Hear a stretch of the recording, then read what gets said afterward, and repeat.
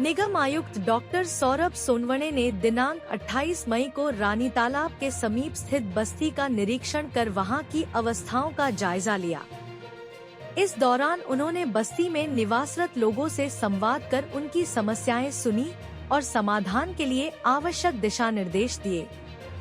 निरीक्षण के दौरान आयुक्त ने बस्ती में ऐसे हितग्राहियों की जानकारी ली जिन्हें प्रधानमंत्री आवास योजना के अंतर्गत आवास स्वीकृत हो चुके हैं।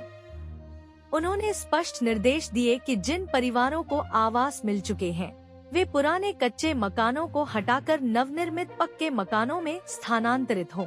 साथ ही जिन पात्र लाभार्थियों को अब तक आवास नहीं मिला है उन्हें BLC एवं EWS श्रेणी के अंतर्गत आवास उपलब्ध कराने की बात कही।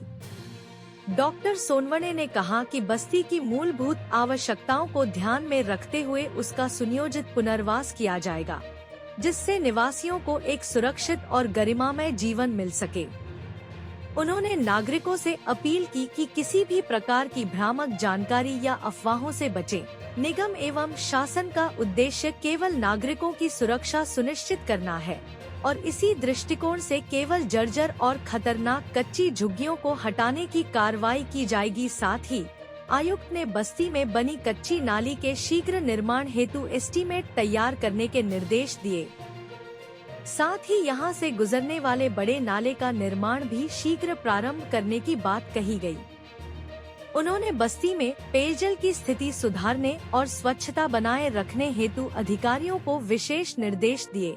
बस्ती की सामाजिक आर्थिक स्थिति को सुदृढ़ करने के लिए निगमायुक्त ने वहां के परंपरागत जीविकोपार्जन जैसे बांस से बनी टोकरी, सूप, छिटकी आदि शिल्पों को बढ़ावा देने की बात कही। उन्होंने कहा कि इन कार्यों में लगे लोगों को स्वसहायता समूहों से जोड़ा जाएगा ताकि उन्हें संगठित रूप से प्रशिक्षण, विपणन और ऋण की सुविधा मिल सके।